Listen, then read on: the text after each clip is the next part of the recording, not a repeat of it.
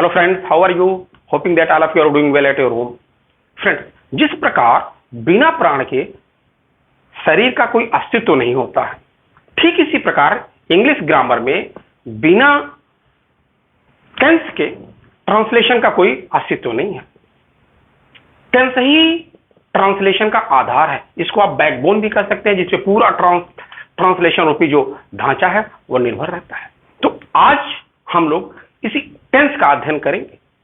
आज मैं आपको टेंस के एक एक टर्म्स का न केवल विश्लेषण करने वाला हूं, बल्कि मैं आपको इसका पूरा पोस्टमार्टम भी करूंगा। बस आप मेरे साथ शुरू से लेकर के अंत तक बने रहिए। अंत में आप कहेंगे कि वाह, आज तो मजा आ गया। तो let us start to the topic tense. Tense tense है क्या चीज? एक्चुअली टेंस की बहुत सारी मीनिंग्स हैं। आज जब डिक्शनरी खोलेंगे तो आप पाएंगे। टेंस का मतलब पहली तो आप जो जानते हैं, काल। काल का एक अर्थ मृत्यु भी होता है। लोग कहते हैं ना, तुम्हारा काल आया हुआ है, तुम्हारी मृत्यु आई हुई है, तुम्हारे सर पे काल बोल रहा है। एक मीनिंग इसका तनाव भी होता है। Tense, I am in tense today, मैं आज तनाव में हूं। इसकी एक मीनिंग ये भी होती है कसी हुई, जैसे द रोप इज टेंस, रस्सी कसी हुई है। तो डिफरेंट मीनिंग है। लेकिन आज हम इस टेंस को ग्रामर के संदर्भ में देखेंगे।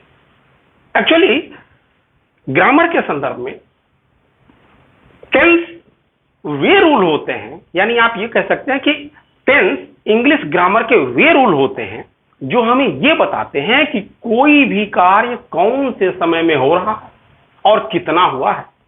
यानी कि ये समय के संदर्भ में कार्य की स्थिति बताते हैं। तो इस तरीके से हमने देखा कि टेंस दो टर्म से मिलकर बना हुआ है, एक तो टाइम और दूसरा कार्य की स्थिति, स्टेज ऑफ वर्क। दोनों मिलाकर के जब कार्य की स्थिति को समय के साथ हम जोड़ देते हैं, तब जाकर के टेंस बनता है। और टाइम तो आप जान रहे हैं। टाइम क्या है? टाइम वही जो आपकी घड़ी बताती है। इसको आप 3 पार्ट में डिवाइड कर सकते हैं। एक तो वो समय होता है जो बीत चुका है, जिसको आप पास्ट कहते हैं, भूत कहते हैं, और एक वो समय है जो चल रहा है, जैसे अभी मैं आपको पढ़ा रहा हूं, ये वर्तमान है, प्रेजेंट। और एक वो समय है जो आने वाला है, जिसको हम क्या कहते हैं? फ्यूचर। तो इस तरीके से time can be divided into 3 parts, present, past और फ्यूचर। अब हम देखते हैं स्टेज ऑफ वर्क, कार्य की स्थिति। जैसा कि अभी मैंने डिफिनीशन बताया था कि टेंस इंग्लिश ग्रामर के वे रूल होते हैं जो हमें यह बताते हैं कि कोई भी कार्य कौन से समय में हो रहा है, कितना हुआ है, कार्य की स्थिति कैसी है। तो कार्य की स्थिति की संभावना जरा हम देख लें। एक्चुअली जो स्टेज ऑफ वर्क यानी कार्य की जो संभावना होती है, वो अधिकतम 4 प्रकार की हो सकती है। कौन कौन सी है? पहले तो देखते हैं कि एक तो कार्य की स्थिति वो है कि जिसमें हमें कार्य की जानकारी तो मिलती है। देखिए यहां पे कार्य की जानकारी तो मिलती है, लेकिन वास्तविक स्थिति क्या है कार्य की, उसकी हमें जानकारी नहीं मिलती है। जैसे मैं यूं कहूं कि राम विद्यालय जाता है, तो अब ये तो पता चल गया कि राम विद्यालय जाता है, कार्य हो रहा, लेकिन वो कब से विद्यालय जाता है, कब तक जाएगा, अभी आज गया है कि नहीं गया है, इसकी हमें जानकारी नहीं है। तो ऐसे वाक्य जिनसे हमें कार्य होने की तो जानकारी मिलती है, लेकिन एक्चुअल स्थिति क्या है उसकी जानकारी जब नहीं मिलती है, तो कार्य की वह स्थिति क्या कहलाती है? इनडेफिनिट कहलाती है। हाँ, इसमें एक चीज और मैं आपको बता दूं कि इसमें कोई भी कार्य बार बार रिपीट होता है। जैसे राम विद्यालय जाता है, तो अब ये अक्सर जाता होगा ना, ये कार्य बार बार होता है ना। इसी तरीके से वे क्रिकेट खेलते हैं, अक्सर खेलते होंगे, तो इसमें कार्य बार बार रिपीट होता है। और एक चीज और, इसमें आदत भी प्रकट होता है। जैसे बच्चे दूध पीते हैं, बच्चों की आदत होती है, कुत्ते भौंकते हैं। तो इस तरीके से ये चीज है। अब ये आपको पता चल गया कि ये जो इंडेफिनिट है वो कार्य की वह स्थिति बताता है जिसमें कार्य होने की जानकारी मिलती है, लेकिन वास्तविक स्थिति का हमको आभास नहीं होता है। अब दूसरे कार्य की स्थिति क्या है? जब किसी वाक्य से कार्य के जारी रहने का बोध होता है, जैसे अभी मैं आपको पढ़ा रहा हूं, कार्य जारी है, तो ऐसे कार्य की स्थिति को हम कंटिन्यूअस कहते हैं। जैसे यहां पे देखिए, राम विद्यालय जा रहा है, अभी जा रहा है, कंटिन्यूअस। तो इस तरीके से कार्य की वह स्थिति जिसमें कार्य के जारी रहने का हमको संकेत मिलता है, सूचना मिलता है, उसको हम कंटिन्यूअस कहते हैं। और कार्य की स्थिति और क्या हो सकती है? यहां देखिए, कार्य की एक ऐसी भी स्थिति होती है जिसमें हमें पूरे कार्य को कंप्लीट होने का, पूरा होने का संकेत मिलता है। जैसे मान लीजिए राम खाना खा चुका है, मैं आपको पढ़ा चुका हूं, कार्य हो गया ना। तो कार्य की वह स्थिति जिसमें हमको कार्य के पूरा होने की सूचना मिलती है, तो उसे हम क्या कहते हैं? परफेक्ट कहते हैं। और कार्य की एक ऐसी भी स्थिति होती है जिसमें कुछ कार्य हो गया है और कुछ अनवरत रूप से जारी है। जैसे शीला 2 घंटे से नाच रही है, तो शीला 2 घंटे से नाच रही है, यानी कि 2 घंटे तक तो कार्य हो चुका है और अभी कार्य जारी है। तो ऐसे कार्य की वह स्थिति जिसमें कुछ कार्य हो गया है और कुछ जारी है, उसको क्या बोलते हैं हम? परफेक्ट और कंटिन्यूअस। परफेक्ट यानी कि पूर्ण हो गया, कंटिन्यूअस माने जारी है, यानी कि कुछ शेष है और कुछ पूरा हो चुका है। तो परफेक्ट और कंटिन्यूअस। अब आपको थोड़ा थोड़ा समझ में आ रहा होगा कि जो हम पढ़ते हैं प्रेजेंट, इंडेफिनिट, प्रेजेंट, कंटिन्यूअस, तो ये प्रेजेंट, तो अभी हमने आपको पहले बताया इंडेफिनिट कंटिन्यूअस, परफेक्ट और परफेक्ट कंटिन्यूअस, जी आपको अभी क्लियर हो गया होगा। तो ये हो गया कार्य की स्थिति। अब देखिए यहां पे अभी मैंने आपको बताया कि कार्य की स्थिति और टाइम मिला करके टेंस बनता है। तो अभी टाइम को कितने पार्ट में आपने डिवाइड किया था? 3 पार्ट में, प्रेजेंट, पास्ट और फ्यूचर। और कार्य की स्थिति को कितने भाग में आपने डिवाइड किया था? 4 पार्ट में, यानी कि इंडेफिनिट जिसमें कार्य की अनिश्चितता होती है, कंटिन्यूअस जिसमें कार्य के जारी होने की सूचना आपको मिलती है, परफेक्ट जिसमें कार्य के पूर्ण होने की जानकारी मिलती है, और परफेक्ट कंटिन्यूअस जिसमें कुछ पूर्ण हो गया है और कुछ शेष कार्य है। तो ये हो गया कार्य की स्थिति। अब दोनों को मिला करके हम टेंस का निर्धारण करते हैं। वैसे भी अगर आपको याद करने में थोड़ी सी दिक्कत हो रही हो तो आप यूं याद करिए कि जैसे इंग्लिश ग्रामर में ये टेंस जो है दादाजी है, और दादाजी के ये लड़के हैं, समय और स्टेज, ये मिल करके पूरा टेंस का निर्धारण करते हैं। तो जब मिलेंगे तो क्या होगा? यहां पे देखिए, इस प्रेजेंट को हम इंडेफिनिट के साथ जोड़ेंगे, प्रेजेंट को हम कंटिन्यूअस के साथ जोड़ेंगे, तभी तो जाके टेंस का निर्धारण होगा। जैसे मान लीजिए प्रेजेंट को हमने इंडेफिनिट के साथ जोड़ा तो प्रेजेंट इंडेफिनिट टेंस हो गया, प्रेजेंट को कंटिन्यूअस के साथ जोड़ा तो प्रेजेंट कंटिन्यूअस हो गया, प्रेजेंट को परफेक्ट के साथ जोड़ा तो प्रेजेंट परफेक्ट हो गया, और प्रेजेंट को परफेक्ट कंटिन्यूअस के साथ जोड़ा तो प्रेजेंट परफेक्ट कंटिन्यूअस हो गया। देखिए यहां पे इसी प्रकार पास्ट को भी हम जोड़ करके past indefinite, past continuous, past perfect और पास्ट परफेक्ट कंटिन्यूअस बनाते हैं। फ्यूचर में भी वही होता है। तो इस तरीके से आपने देखा कि कुल 4 3 या 12 यानी कि 12 प्रकार के टेंस आपको पढ़ने। तो हम एक एक टेंस को लेके चलेंगे और पूरी टर्म्स आपको डिफाइन करेंगे। सीधे अब हम आते हैं प्रेजेंट इंडेफिनिट टेंस पे। प्रेजेंट इंडेफिनिट टेंस क्या होता है?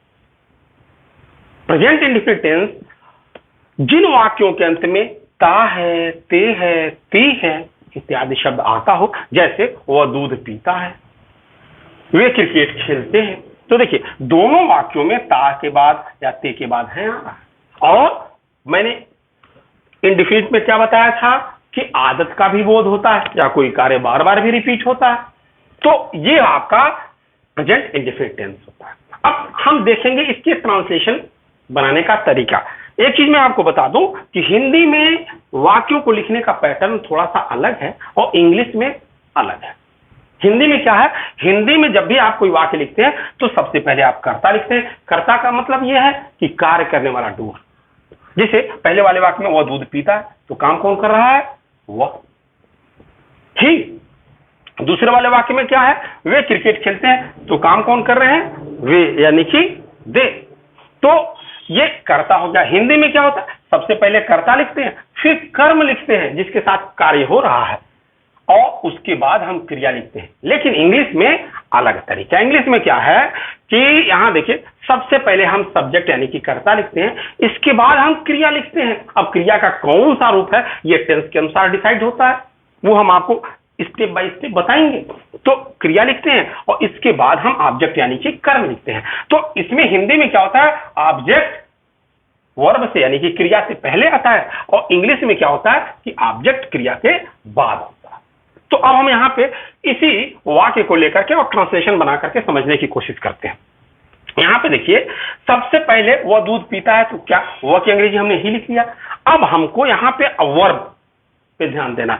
अभी आप यहाँ देखिए, सब्जेक्ट प्लस वर्ब का फर्स्ट फॉर्म प्लस यस अथवा यस प्लस ऑब्जेक्ट लगा हुआ है। वर्ब का फर्स्ट फॉर्म, एक्चुअली क्रिया के कई रूप होते हैं, first form, second form, third. आपने सुना होगा गो, वेंट, गॉन, कम, केम, कम, राइट, रोट, रिटन। तो ये क्रिया के विभिन्न रूप हैं। तो क्रिया के फर्स्ट फॉर्म में यस अथवा यस लगाएंगे। अब यस अथवा यस का क्या है, एक्चुअली हिंदी में भी आपने पढ़ा कि एक वचन कर्ता के साथ एक वचन की क्रिया प्रयोग होती है। आपने संस्कृत में भी पढ़ा होगा, सह गच्छति, तौ गच्छति, गच्छता हो जाता है। तो आप वहां हिंदी में भी एक वचन कर्ता के साथ एक वचन की क्रिया प्रयोग करते हैं। और कर्ता यानी कि सब्जेक्ट जो है, यदि कोई नाम है तो वो तो सिंगुलर नंबर में होगा, एक वचन में होगा। लेकिन यदि प्रोनाउन है, मान लीजिए यहां पे देखिए, यहां पे प्रोनाउन है, यदि ग्रामेटिकल प्रोनाउन है, पर्सनल प्रोनाउन, तो अब इसमें से ये देख, ही, सी, इट। देखिए प्रोनाउन में क्या होता है, पर्सनल प्रोनाउन में 3 पर्सन है, फर्स्ट पर्सन, सेकेंड पर्सन और थर्ड पर्सन। और वी आता है, सेकेंड पर्सन में यू आता है, और थर्ड पर्सन में ही, सी, इट और दे। ये जो अंडरलाइन किया हुआ है ना, ही, सी, इट, ये तीनों जो हैं थर्ड पर्सन की जो प्रोनाउन है, ये सिंगुलर यानी एक वचन में ट्रीट किए जाते हैं। इनका प्रयोग हम एक वचन के रूप में करते हैं। और दे जो है वो प्लूरल, बहुवचन में प्रयोग किया जाता है।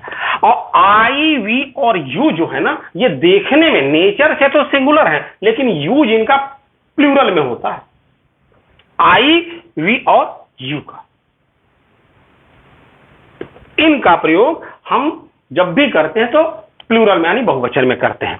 तो अब यहां पे देखिए, मैं अभी आपको बताया था कि एक वचन कर्ता के साथ एक वचन की क्रिया प्रयोग होनी चाहिए। तो ये कर्ता यानी कि सब्जेक्ट एक वचन में है।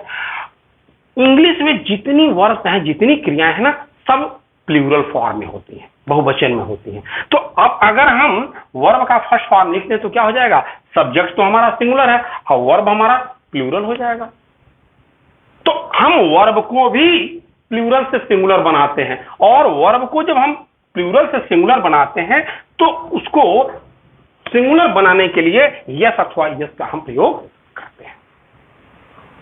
वैसे नाउन में क्या होता है ना, संज्ञा सब्जेक्ट के रूप में जब नाउन का प्रयोग किया जाता है, जैसे मान लीजिए बॉय है तो उसमें यस लगाया जाता है बहुवचन बनाने के लिए। जैसे क्लास है तो क्लास है, यस लगा दिया जाता है। लेकिन वर्ब में अपोजिट होता है, प्लूरल से सिंगुलर बनाने के लिए यस अथवा यस का प्रयोग होता है। तो यहां पे देखिए, वर्ब क्या है, पीना, ड्रिंक। तो चूंकि यह एक वचन है इसलिए इसमें क्या हो जाएगा, ड्रिंक्स हो जाएगा, ड्रिंक्स और मिल्क, फुल स्टॉप लगा दिया। यहां पे देखिए, वे क्रिकेट खेलते हैं, दे, और चूंकि दे बहुवचन है यहां पे देखिए, तो प्ले क्रिकेट। तो इस तरीके से ये प्रेजेंट इंडेफिनिट टेंस का पॉजिटिव हो गया। अब हम निगेटिव जरा देख लें। निगेटिव में भी पहचान तो वही है, तातेती के बाद है हुआ है और साथ में नहीं शब्द दिया हो। जैसे सीता गाना नहीं गाती है, मैं बाजार नहीं जाता हूं। इसके लिए हम क्या करते हैं, अभी आपने देखा था पॉजिटिव सेंटेंस में कि सब्जेक्ट आप लिख रहे थे, उसके बाद मेन वर्ब का फर्स्ट फॉर्म लिख रहे थे, और फिर उसके बाद उसमें यस अथवा यस लगा रहे थे। यदि सब्जेक्ट आपका सिंगुलर था तो ऑब्जेक्ट लिखते थे। लेकिन निगेटिव में क्या है ना, सबसे पहले हम सब्जेक्ट लिखते हैं, सब्जेक्ट के बाद हम हेल्पिंग वर्ब लिखते हैं, और इसके बाद हम नॉट लगाते हैं, और फिर मेन वर्ब का फर्स्ट फॉर्म लगाते हैं, फिर ऑब्जेक्ट लगाते हैं। हेल्पिंग वर्ब के रूप में हम डज और डू का प्रयोग करते हैं। अगर हमारा सब्जेक्ट सिंगुलर है तो हम, यानी एक वचन है तो डज, प्लूरल है तो डू, और उसके बाद नॉट लगा करके मेन वर्ब का फर्स्ट फॉर्म। जब हम निगेटिव बनाते हैं तो मेन वर्ब के फर्स्ट फॉर्म में जो यस अथवा यस पहले आप लगा रहे थे ना, अब वो नहीं लगाएंगे। क्यों? क्योंकि यहां पे सब्जेक्ट सिंगुलर है, तो यहां पे उसके साथ जो डज लग जा रहा है वही क्लियर कर दे रहा है कि सब्जेक्ट सिंगुलर है, और उसके बाद क्रिया का हम प्रयोग करेंगे नॉट के बाद। तो अब ऐसे देखिए हम ट्रांसलेशन बना करके देखते हैं। सीता सबसे पहले कर्ता के रूप में आ गई, अब सीता चूंकि सिंगुलर है तो डज हो जाएगा, फिर नॉट हो जाएगा, और उसके बाद सिंग और ए सॉन्ग, फुल स्टॉप। मैं बाजार नहीं जाता हूं तो आई, अब आई के साथ क्या प्रयोग होगा, मैंने क्या बताया था, आई नेचर में सिंगुलर होता है लेकिन यूज किस में होता है, प्लूरल में होता है, तो डू हो जाएगा, और फिर नॉट लगाएंगे, और उसके बाद गो, फिर ऑब्जेक्ट यानी गो टू मार्केट। तो ये हो गया हमारा प्रेजेंट इंडेफिनिट टेंस का निगेटिव सेंटेंस। हम अब इंट्रोगेटिव की बात करना। इंट्रोगेटिव में क्या होता है कि साथ ऐसी के बाद है वो आता है और साथ में प्रश्न पूछा जाता है, जैसे तुम दूध क्यों पीते हो, वे क्रिकेट कहाँ खेलते हैं, क्या वह गीत गाती है, क्या मैं अंग्रेजी पढ़ाता हूं। अब इसमें देखिए दो तरीके के वाक्य हैं। एक तो ऊपर वाले जो दो सेंटेंस है इसमें क्या है, देखिए प्रश्नसूचक शब्द क्यों और कहां आया है, और लास्ट की जो दो सेंटेंस हैं इसमें क्या से वाक्य की स्टार्टिंग हुई। तो ये जो जब भी हम इसका ट्रांसलेशन बनाते हैं तो सबसे पहले तो निगेटिव में हमने आपको बताया था सब्जेक्ट लिखते हैं, फिर हेल्पिंग वर्ब का नॉट, वर्ब का फर्स्ट फॉर्म ऑब्जेक्ट। लेकिन इंट्रोगेटिव बनाते समय सबसे पहले तो हम बचते हैं ये जो प्रश्नसूचक शब्द है ना, कहां क्यों कैसे, ये बड़े बड़े खतरनाक होते हैं भाई, बहुत खतरनाक होते हैं। आप खुद महसूस करते होंगे जब आप कहीं बाहर से आते हैं, वहीं पूछते हैं कहां गए थे, किसके साथ गए थे, क्यों गए थे, तो आप उसमें विचलित हो जाते हैं। तो सबसे पहले तो ये जो कहां क्यों कैसे है ना, इससे हम मुक्ति पा लें। यानी कि यदि ये बीच में वाक्य के बीच में कोई प्रश्नसूचक शब्द है, इंट्रोगेटिव वर्ड है, तो सबसे पहले हम उसको लिखेंगे। इसके बाद हम वाक्य के सब्जेक्ट के अनुसार, सब्जेक्ट सिंगुलर है तो हेल्पिंग वर्ब के रूप में हम डज लगाएंगे, और अगर प्लूरल है तो डू लगाएंगे। फिर इसके बाद हम सब्जेक्ट लिखेंगे, और सब्जेक्ट लिखने के बाद वर्ब का फर्स्ट फॉर्म, और फिर ऑब्जेक्ट, और लास्ट में क्वेश्चन मार्क लगाएंगे। यहाँ पे देखिए बिना क्वेश्चन मार्क के इंट्रोगेटिव सेंटेंस कंप्लीट नहीं होता है, ध्यान रखिएगा। तो इस तरीके से ये रूल है। अब हम ट्रांसलेशन बना के देखते हैं।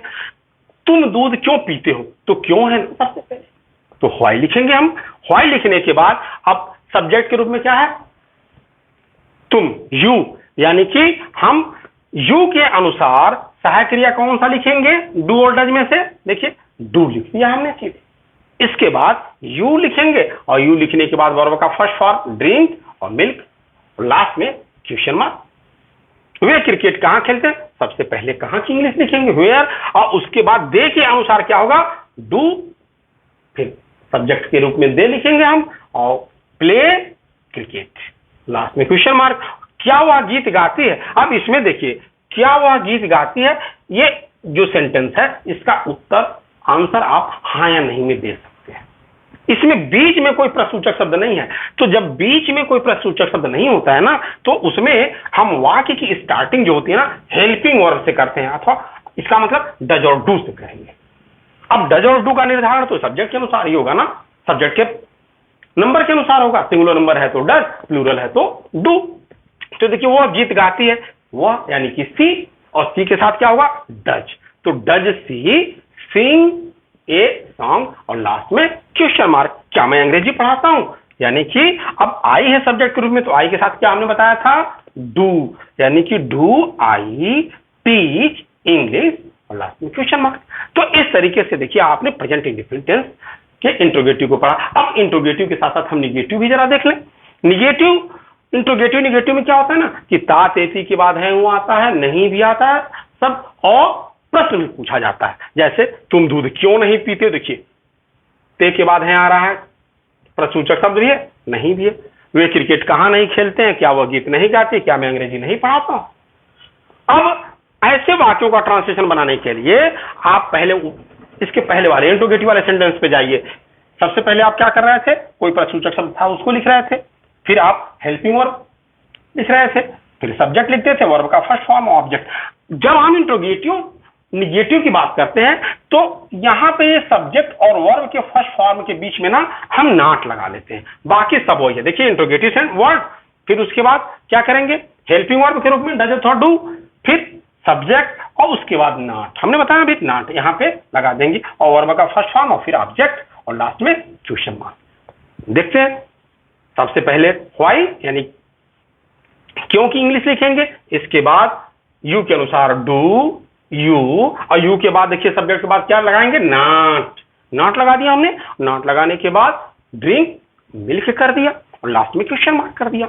वे क्रिकेट कहां नहीं खेलते हैं, तो where do they not play cricket, last में क्वेश्चन मार्क। वो क्या वो गीत नहीं गाती है, अब यहां पे does she not sing a song, क्या मैं अंग्रेजी नहीं पढ़ाता हूं, तो do I not teach English और क्वेश्चन मार्क। तो इस तरीके से पूरे प्रेजेंट इंडेफिनिट टेंस को आप विधिवत तरीके से समझ लिए। समझ में आया कि नहीं आया, आया ना। तो इस तरीके से अब हम नेक्स्ट हम उस पर देखते हैं टेंस में present continuous tense. Present continuous tense क्या होता है, ऐसे वाक्य जिनके अंत में रहा है, रही है होता है, यानी कि कार्य जारी रहता। मैं अभी आपको पढ़ा रहा हूं ना, मैं पढ़ा रहा हूं, तो यही हमारा प्रेजेंट कंटीन्यूअस टेंस का ही वाक्य है। एग्जाम्पल देखते हैं, वो खाना बना रही है, वे क्रिकेट खेल रहे हैं। देखिए, तो ऐसे वाक्यों का ट्रांसलेशन बनाने के लिए हम पॉजिटिव में क्या करते हैं, सबसे पहले सब्जेक्ट यानी कि कर्ता लिखते हैं और कर्ता के अनुसार, सब्जेक्ट के अनुसार इज, एम, आर में से एक हेल्पिंग वर्ब का प्रयोग करेंगे। आगे हम बताएंगे भी कि इज एम आर में से कौन किसके साथ लगेगा। तो इज एम आर का प्रयोग करते हैं, इसके बाद हम मेन वर्ब के फर्स्ट फॉर्म में आईएनजी लगाते हैं और उसके बाद ऑब्जेक्ट लगा के फुल स्टॉप।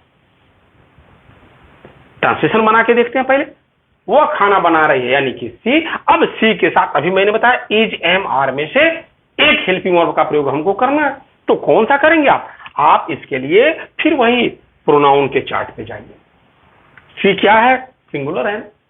तो जब सिंगुलर है यानी एक वचन है, तो एक वचन सब कर्ता के साथ, सिंगुलर नंबर सब्जेक्ट के साथ हम प्रेजेंट कंटीन्यूअस टेंस में हेल्पिंग वर्ब के रूप में इज का प्रयोग करेंगे।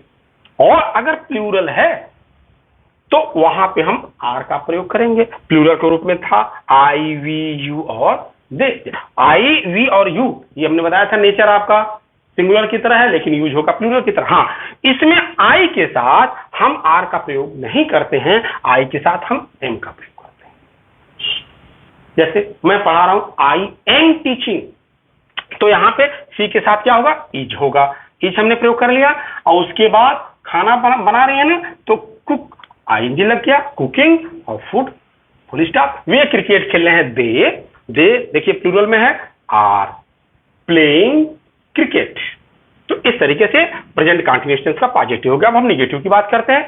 पहचान वही है, रहा, रही, रहे के बाद है, हुआ है और साथ में वाक्य में नहीं शब्द दिया हो। जैसे वो खाना नहीं बना रही है, वे क्रिकेट नहीं खेल रहे हैं। तो ऐसे वाक्यों को ट्रांसलेशन बनाने के लिए आप क्या करते हैं, सबसे पहले सब्जेक्ट लिखेंगे, इसके बाद हेल्पिंग वर्ब के रूप में इज, एम, आर जैसा कि हमने बताया है उसका प्रयोग करेंगे, फिर नॉट शब्द लगा देंगे और नॉट लगाने के बाद हम मेन वर्ब के फर्स्ट फॉर्म में आईएनजी लगाएंगे, फिर ऑब्जेक्ट लगा देंगे। तो देखिए वहां पे ट्रांसलेशन बना के देखते हैं। वह के साथ क्या बताया था अभी, इसके अनुसार इज प्रयोग कर लिया, नॉट यहां पे आ जाएगा, इसके बाद कुकिंग और फूड। देखिए नॉट हमने लिखा नहीं है, आप लिख लीजिएगा। यहां पे देखिए एरो मैंने बना दिया। इसी तरीके से अरे आप भी तो कुछ करेंगे, सब हम ही थोड़ी करें। तो यहां पे देखिए वे क्रिकेट नहीं खेल रहे हैं, तो दे और दे के साथ आर हो गया और प्लेइंग क्रिकेट। भाई आपको सीखना है तो आपको तो कुछ करना ही पड़ेगा। तो ये हो गया हमारा प्रेजेंट कंटीन्यूअस टेंस का नेगेटिव। अब हम इंट्रोगेटिव की बात कर लें। तो पहचान वही है जिन वाक्यों के अंत में रहा, रही, रहे के बाद है, हुआ और साथ में प्रश्न भी पूछा जाए, जैसे क्या वो खाना बना रही है, वे क्रिकेट क्यों खेल रहे हैं। तो इसमें देखिए एक एक एग्जाम्पल हमने लिया है। एक तो है क्या से स्टार्ट हो रहा है, यानी डी टाइप का प्रश्नवाचक वाक्य जिसका उत्तर आप हाँ नहीं दे सकते हैं, और दूसरा प्रश्नसूचक शब्द वाला। तो ऐसे वाक्यों का ट्रांसलेशन बनाने के लिए आप पहले वाला जो रूल था ये आपके सामने दिख रहा है निगेटिव का। अब इंट्रोगेटिव में क्या करते हैं, हम सबसे पहले देखते हैं कि प्रश्नसूचक शब्द, मैंने आपको बताया ना क्यों, क्या, कैसे, कहां इन सबसे बचना चाहिए। तो सबसे पहले इनको निपटा लीजिए। हमने लिख लिया इंट्रोगेटिव वर्ड, और इंट्रोगेटिव वर्ड लिखने के बाद क्या करेंगे, हम सब्जेक्ट के अनुसार हेल्पिंग वर्ब के रूप में इज, एम, आर का प्रयोग करेंगे, फिर सब्जेक्ट का प्रयोग करेंगे, इसके बाद हम वर्ब के फर्स्ट फॉर्म में आईएनजी लगा करके लिखेंगे, और उसके बाद ऑब्जेक्ट, और लास्ट में हम क्वेश्चन मार्क का चिन्ह लगाएं। देखते हैं क्या वो खाना बना रही है। तो देखिए यहाँ पे इंट्रोगेटिव वर्ड नहीं है, क्योंकि इंट्रोगेटिव वर्ड जो होता है वाक्य के बीच में आता है। ये तो क्या से स्टार्ट हो रहा है, इसका मतलब कि वाक्य की स्टार्टिंग ये हेल्पिंग वर्ब इज एमआर में से होगी, तो वो के साथ इज का प्रयोग होगा, इज सी और कुकिंग फूड, लास्ट में क्वेश्चन। वे क्रिकेट, अब यहां पे देखिए प्रश्नसूचक शब्द है, क्यों? सबसे पहले इसकी इंग्लिश लिखेंगे व्हाई, व्हाई लिखने के बाद क्या करेंगे हम, दे के अनुसार आर का प्रयोग करेंगे, हमने आर का प्रयोग कर लिया। इसके बाद हम दे लिखेंगे और दे लिखने के बाद वर्ब के फर्स्ट फॉर्म में आईएनजी लगाएंगे, प्लेइंग और क्रिकेट। हाँ, अगर हम फुल स्टॉप की जगह पे हम साइन ऑफ क्वेश्चन मार्क लगाएंगे, क्योंकि इंट्रोगेटिव सेंटेंस में प्रश्नवाचक चिन्ह लगाना बहुत जरूरी है। हाँ, अगर इसके साथ मान लीजिए इंट्रोगेटिव के साथ साथ निगेटिव हो, तो ये जो सब्जेक्ट है ना, जैसे इस वाक्य में सी है, इसमें दे है, इसी के बाद नॉट लगा देंगे। जैसे अगर वाक्य हो कि क्या वो खाना नहीं बना रही है, तो is she not cooking food, वे क्रिकेट क्यों नहीं खेल रहे हैं, why are they not playing cricket. तो ये हो गया हमारा प्रेजेंट कंटीन्यूअस टेंस का इंट्रोगेटिव, और इसके साथ ही हमने आपको बता दिया इंट्रोगेटिव निगेटिव। अब हम बात करते हैं प्रेजेंट परफेक्ट टेंस की। प्रेजेंट परफेक्ट टेंस के वाक्य जो होते हैं उनके अंत में चुका है, चुकी है, चुके हैं आता है। जैसे वह खाना खा चुका है, वे क्रिकेट खेल चुके हैं। हाँ, इसमें आप कुछ शब्द और देख रहे होंगे, आ है, ई है, ए है, यानी कि कई बार होता क्या है कि कुछ वाक्य ऐसे होते हैं जिनके अंत में ई है, आ है, ए है का सेंस आता है। जैसे मैंने खाना खाया है, आ है, खाना खाया, लास्ट में या का आ रहा है ना, खाना खाया है। बच्चे विद्यालय गए हैं, हे हैं। लड़कियां गाना गाई हैं। तो देखिए आ है, ई है, एक आधी सेंस हो गया। तो इस तरीके की वाक्य भी जो होते हैं ना, वो प्रेजेंट परफेक्ट टेंस के वाक्य कहलाते हैं। अब इनका हम देखिए ट्रांसलेशन बना करके देखते हैं। क्या, सबसे पहले तो हम सब्जेक्ट लिखते हैं, और सब्जेक्ट अगर सिंगुलर है तो हम हैज लगाएंगे, और अगर प्लूरल है यानी बहुवचन है तो हैव लगाएंगे, और फिर वर्ब का थर्ड फॉर्म प्रयोग करते हैं, वर्ब का थर्ड फॉर्म, और इसके बाद ऑब्जेक्ट लगा करके फुल स्टॉप लगा देते हैं। बड़ा आसान है इसमें। तो अब यहाँ पे देखिए वो खाना खा चुका है, तो सबसे पहले क्या लिखेंगे हम, वो यानी कि ही, और ही के साथ हैज हैव में से कौन सा प्रयोग करेंगे, वही स्ट्रक्चर। देखिए ही सिंगुलर में है तो हैज, हैज लगा लिया, और इसके बाद क्या, वर्ब का थर्ड फॉर्म, तो खा चुका है, ईट, एट, ईटेन, तो क्या हो जाएगा, ईटेन, ईटेन फूड, लास्ट में फुल स्टॉप हो गया। वे क्रिकेट खेल चुके हैं, तो दे, और दे देखिए यहाँ पे प्लूरल में है तो have. Played, play, played, played, तो प्लेड हो गया ना, प्लेड क्रिकेट। तो इस तरीके से ये प्रेजेंट परफेक्ट टेंस का पॉजिटिव हो गया। अब निगेटिव की बात कर लें जरा। पहचान वही है कि जिन वाक्यों के अंत में चुका है, चुकी है, या चुके हैं, या आ है, ई है, ए है, और इसके साथ नहीं शब्द दिया हो। जैसे वो खाना नहीं खा चुका है, उसने गाना नहीं गाया है, देखिए या है, आ है, तो ये आपका प्रेजेंट परफेक्ट टेंस का निगेटिव हो गया। अब इसका ट्रांसलेशन बनाने के लिए सबसे पहले हम क्या करेंगे, सब्जेक्ट लिखेंगे, सब्जेक्ट के अनुसार हम हैज और हैव में से प्रयोग करेंगे, फिर नॉट लगाएंगे, और नॉट लगाने के बाद मेन वर्ब का थर्ड फॉर्म। ध्यान रखिएगा कि प्रेजेंट परफेक्ट टेंस में चाहे वो पॉजिटिव हो, चाहे निगेटिव हो, चाहे आने वाला जो इंट्रोगेटिव में बताऊंगा, सब में वर्ब का थर्ड फॉर्म ही प्रयोग किया जाता है, चाहे प्रश्नवाचक वाक्य हो, चाहे नकारात्मक वाक्य हो। तो यहाँ पे मेन वर्ब का थर्ड फॉर्म हो गया, और इसके बाद ऑब्जेक्ट लगा देंगे, फुल स्टॉप। तो क्या हो जाएगा, वो यानी ही, इसके अनुसार हैज, फिर नॉट, और खा चुका है ईटेन, देखिए यहाँ पे ऑफ। उसने गाना नहीं गाया है, अब उसने गाना नहीं गाया है, आप उसने के जगह पे ही या सी, किसी का प्रयोग कर सकते हैं, हमने सी का प्रयोग कर लिया। तो सी, और सी देखिए यहाँ पे सिंगुलर में, तो हैज, अब नॉट लगाएंगे चूंकि नहीं है, और गाया तो सिंग, सैंग, संग, तो क्या होगा, संग हो जाएगा, ए सॉन्ग, लास्ट में फुल स्टॉप। कितना आसान बताइए। अब इसके बाद देखिए हम इंट्रोगेटिव सेंटेंस की बात करते हैं, प्रेजेंट परफेक्ट टेंस का इंट्रोगेटिव सेंटेंस। क्या है, पहचान वही है, चुका, चुकी, चुके, अथवा आए के बाद हैं हूं, और साथ में प्रश्न पूछा जाए तुम दूध क्यों पिए हो, वे क्रिकेट कहाँ खेले। तो ऐसे वाक्यों का ट्रांसलेशन बनाने के लिए पहले निगेटिव वाला फार्मूला आप देखेंगे, क्या वह गीत गाई है, वही, क्या मैं अंग्रेजी पढ़ा चुका हूं। तो देखिए यहाँ पे ऊपर वाले दो जो सेंटेंस है प्रसूचक शब्द, दोनों लास्ट वाले जो सेंटेंस है क्या से आरंभ हो रहे हैं। तो निगेटिव वाले में क्या था, सब्जेक्ट लिखते थे, हैज हैव में से का प्रयोग करते थे आप सब्जेक्ट के अनुसार, नॉट लगाते थे, मेन वर्ब का थर्ड फॉर्म, फिर ऑब्जेक्ट। इसमें क्या है, मैंने बताया प्रसूचक सबसे पहले नहीं पढ़ना चाहिए, कब, कहां, क्यों, कैसे, इसकी इंग्लिश सबसे पहले हम लिख लेते, लिख लिया। इसके बाद सब्जेक्ट के अनुसार हेल्पिंग वर्ब के रूप में क्या हैज और हैव में से एक का प्रयोग करेंगे, फिर सब्जेक्ट लिखेंगे और उसके बाद वर्ब का थर्ड फॉर्म लिखेंगे, फिर हम ऑब्जेक्ट लगा करके और लास्ट में क्वेश्चन मार्क। देखते हैं यहाँ पे तुम दूध क्यों पियो, क्योंकि इंग्लिश सबसे पहले लिख लिया हमने व्हाई, और इसके बाद तुम के साथ यानी यू के साथ हैव होगा, हैव यू, और इसके बाद वर्ब का third form drink, drank, drunk, तो ड्रंक हो गया और मिल्क, लास्ट में क्वेश्चन मार्क। वे क्रिकेट कहाँ खेले, तो कहाँ यानी वेयर, अब दे के साथ हैव प्लेड, अच्छा सॉरी हैव का प्रयोग कर लिया, इसके बाद आपने सब्जेक्ट भी आपको लिखना है ना, तो आप दे लिखिए, इसके बाद प्लेड, और प्लेड के बाद क्रिकेट, लास्ट में क्वेश्चन मार्क। क्या वह गीत गाई है, तो अब यहाँ पे देखिए प्रश्नसूचक शब्द नहीं है, हेल्पिंग वर्ब से शुरू होगा, तो वह यानी कि हैज, सी, अब देखिए यहाँ पे सिंग, सेंग, संग, तो संग हो जाएगा ना, संग ए सांग, और लास्ट में क्वेश्चन मार्क। इसी तरीके से यहाँ पे देखिए क्या मैं अंग्रेजी पढ़ा चुका हूं, तो यहाँ पे have I taught English, last में क्वेश्चन मार्क। तो ये हो गया हमारा प्रेजेंट परफेक्ट टेंस का इंट्रोगेटिव। अगर इंट्रोगेटिव के साथ साथ निगेटिव है तो बस कुछ नहीं करना है आपको, ये जो सब्जेक्ट है इसके बाद नॉट लगा देना है। जैसे अगर वाक्य दिया हो कि तुम दूध क्यों नहीं पिए हो, तो why have you not drink milk, where have they not played cricket, has she not sung a song, have I not taught English. तो ये हो गया हमारा प्रेजेंट परफेक्ट टेंस का इंट्रोगेटिव, और इंट्रोगेटिव के साथ साथ गेटिव मैंने बता दिया। अब हम आते हैं present perfect continuous tense. Present perfect continuous tense देखिए यहाँ पे परफेक्ट भी है और कंटिन्यूअस भी है, यानी कि पूर्ण भी हो गया है और जारी भी है।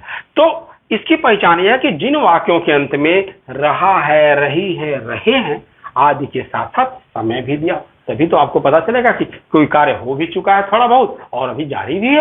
तो जैसे एग्जाम्पल के तौर पे वो 2 घंटे से खाना बना रही है, वे 4 बजे से क्रिकेट खेल रहे हैं, तो देखिए रही है, रहे हैं आ रहा है और साथ में समय भी दिया हुआ है।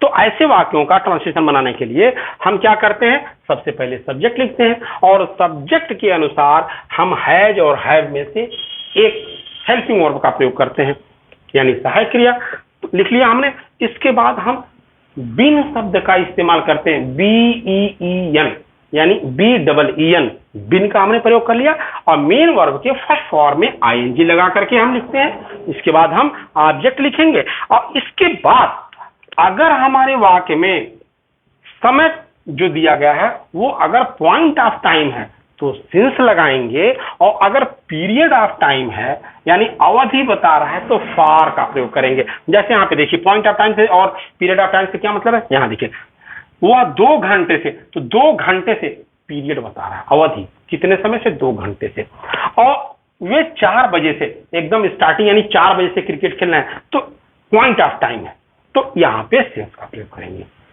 तो सिंस और फार का प्रयोग कर लिया और इसके बाद ये टाइम लिख देते हैं। अब देखते हैं कैसे बनता है। सबसे पहले वह, फिर अंग्रेजी हम क्या लिखेंगे, सी लिख दिया, वो 2 घंटे से खाना बना रही है ना तो सी का प्रयोग करेंगे। सी के साथ क्या लगेगा, इसके अनुसार हैज, और हैज के बाद बिन, और बना रही है कुक में ING लगा देंगे, कुकिंग और फूड। और देखिए अभी मैंने बताया कि पीरियड ऑफ टाइम है तो फॉर 2 आवर्स, वे 4 बजे से क्रिकेट खेल रहे हैं, यानी कि दे के साथ क्या प्रयोग होगा, हैव बीन प्लेइंग क्रिकेट। अब यहाँ पे 4 बजे से पॉइंट ऑफ टाइम है तो सिंस 4 o'clock। कितना आसान है। अब हम निगेटिव की बात कर लेंगे। निगेटिव में भी वही है कि जिन वाक्यों के अंत में रहा है, रही है, रही आदि आते हैं, समय भी दिया रहता है और नहीं शब्द का भी प्रयोग रहता है। जैसे वो 2 घंटे से खाना नहीं बना रही है, वे 4 बजे से क्रिकेट नहीं खेल रहे हैं। तो कुछ नहीं करना है, इसमें जो है हैव या हैज जो भी आप हेल्पिंग वर्ब प्रयोग कर रहे हैं उसके और बिन के बीच में नॉट लगाएंगे। सबसे पहले तो आप सब्जेक्ट लिखेंगे, सब्जेक्ट लिखने के बाद हैज हैव का प्रयोग करेंगे, इसके बाद नॉट लगाएंगे और फिर बिन लिखेंगे। ध्यान दीजिएगा, नॉट जो है बिन के पहले होगा, बिन हो गया, फिर मेन वर्ब के फर्स्ट फॉर्म में आएंगे लगाएंगे हम, इसके बाद ऑब्जेक्ट लिखेंगे सिंस और फॉर में से वाक्य के सेंस के हिसाब से, फिर टाइम लिख दिया हमने, क्या हो जाएगा वो 2 घंटे से, तो सी और सी के साथ हैज होगा ना, इसके अनुसार हैज हो गया। अब फिर not been cooking food for 2 hours. कितना आसान है, वे 4 बजे से क्रिकेट नहीं खेलने हैं, they have not been playing cricket 4 बजे से, यानी पॉइंट ऑफ टाइम है सिंस 4 o'clock, फुल स्टॉप। तो ये हो गया हमारा नेगेटिव सेंटेंस। अब हम इंट्रोगेटिव सेंटेंस, पहचान वही है जिन वाक्यों के अंत में रहा रही के साथ साथ समय भी दिया हो, प्रश्न भी पूछा जाए, जैसे वो 2 घंटे से क्यों खाना बना रही है, वे 4 बजे से क्रिकेट खेल रहे हैं। तो ऐसे वाक्यों का ट्रांसलेशन बनाने के लिए क्या करते हैं, सबसे पहले हम इंट्रोगेटिव वर्ड ढूंढते हैं, मैंने आपको बताया था। इसके बाद सब्जेक्ट के अनुसार हेल्पिंग वर्ब के रूप में हैज और हैव में से एक का प्रयोग करते हैं, फिर सब्जेक्ट का प्रयोग करते हैं, इसके बाद हम बिन शब्द लगाते हैं, मेन वर्ब के फर्स्ट फॉर्म में आईएनजी लगाया, ऑब्जेक्ट लगाया और फिर सिंस और फॉर का प्रयोग करेंगे, उसके बाद टाइम शो कर देंगे और लास्ट में क्वेश्चन मार्क लगा देंगे। देखते हैं वो 2 घंटे से क्यों खाना बना रही है, यानी कि व्हाई। अब यहां पे देखिए वो है ना, तो सी के साथ क्या लगेगा, हैज, फिर सी लगा दिया हमने, फिर बिन लगाएंगे और बिन लगाने के बाद कुकिंग फूड फॉर 2 आवर्स और लास्ट में क्वेश्चन मार्क। अब यहां पे क्या से हो रहा है स्टार्टिंग, यानी इंट्रोगेटिव वर्ड नहीं है, हेल्पिंग वर्ब से शुरू होगा, तो have, they, been playing cricket और 4 बजे से ना, तो सिंस 4 o'clock, तो लास्ट में क्वेश्चन मार्क। कितना आसान है। हाँ, अगर इंट्रोगेटिव के साथ साथ निगेटिव भी है, तो ये जो सब्जेक्ट और बिन जो आप लिखे हैं ना रूल में, देखिए यहाँ पे इनके बीच में, यानी सब्जेक्ट के बाद बिन के पहले नॉट लगाएंगे, यानी हो जाएगा, अगर मान लीजिए वाक्य दिया हो कि वह 2 घंटे से खाना क्यों नहीं बना रही है, तो why has she not been cooking food for 2 hours. दूसरे वाले वाक्य में देखिए, क्या वे 4 बजे से क्रिकेट नहीं खेल रहे हैं, तो have they not been playing cricket since 4 o'clock और लास्ट में क्वेश्चन मार्क। तो इस तरीके से आपने पूरा प्रेजेंट टेंस को देखा, प्रेजेंट परफेक्ट टेंस का इंट्रोगेटिव और इंट्रोगेटिव के साथ साथ निगेटिव, तो पूरा प्रेजेंट टेंस खत्म हो गया। मुझे लगता है वीडियो हमारा लंबा हो रहा है, तो आज मैं अभी यहीं पे ब्रेक कर रहा हूं। इसके बाद नेक्स्ट वीडियो में मैं आपको पास्ट टेंस बताऊंगा, फिर फ्यूचर टेंस बताऊंगा। तो फ्रेंड्स, ये मेरा वीडियो कैसा लगा आप कमेंट करके जरूर बताइएगा, और यदि आपको पसंद आया हो तो लाइक जरूर करिएगा, शेयर जरूर करिएगा, और यदि अभी तक आपने मेरे चैनल को सब्सक्राइब नहीं किया है तो please subscribe my channel and hit the bell icon. Thank you, best of luck.